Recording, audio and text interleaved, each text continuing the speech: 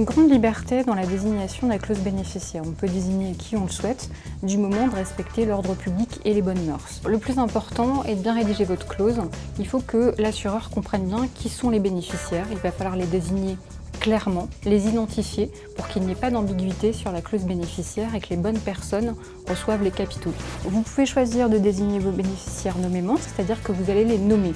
Vous allez donner les noms, prénoms, date de naissance, lieu de naissance, de façon à ce qu'il n'y ait pas de risque d'homonymie. Ou vous pouvez choisir aussi de désigner les bénéficiaires par leur qualité, c'est-à-dire que vous allez désigner par exemple votre conjoint et donc vous allez mettre dans votre clause bénéficiaire mon conjoint, à défaut mes enfants.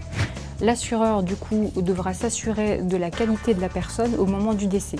Si vous avez désigné votre conjoint et que vous vous êtes marié plusieurs fois, dans ce cas-là, il prendra le dernier conjoint avec lequel vous viviez. Prévoyez le prédécès de vos bénéficiaires, c'est-à-dire posez-vous la question de savoir si jamais l'un de vos bénéficiaires venait à disparaître avant vous. Vous allez prévoir plusieurs rangs successifs et vous allez surtout rajouter la fameuse expression « vivant ou représenté ». Vous allez mettre par exemple « mon conjoint, à défaut mes enfants vivants ou représentés », de façon à ce que, en cas de prédécès de l'un de vos enfants, eh bien, ce sont les propres enfants de cet enfant qui recueilleront les capitaux. Prévoir plusieurs rangs successifs est indispensable. Il faut penser au cas du prédécès du bénéficiaire et éviter que la clause ne soit vacante, c'est-à-dire qu'en n'ayant désigné qu'une seule personne, on se retrouve avec aucun bénéficiaire. Dans ce cas, les capitaux seraient réintégrés à l'actif successoral et taxés comme tel, c'est-à-dire plus fortement. Quand on reçoit les capitaux d'un contrat d'assurance sur la vie, on peut tout à fait choisir de ne pas les prendre. C'est un petit peu comme un cadeau. Donc vous pouvez renoncer aux capitaux qui vous sont attribués. C'est le cas par exemple d'un conjoint qui va estimer qu'il a tout à fait ce qu'il faut pour maintenir son train de vie. Il va passer en quelque sorte son tour et les capitaux seront attribués directement aux suivants, qui sont en général les enfants.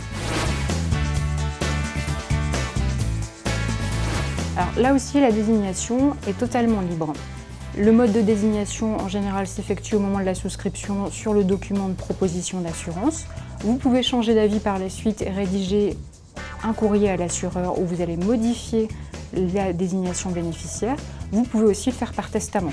Dans votre testament, il est quand même conseillé de le déposer chez un notaire pour éviter toute difficulté ou toute disparition du testament.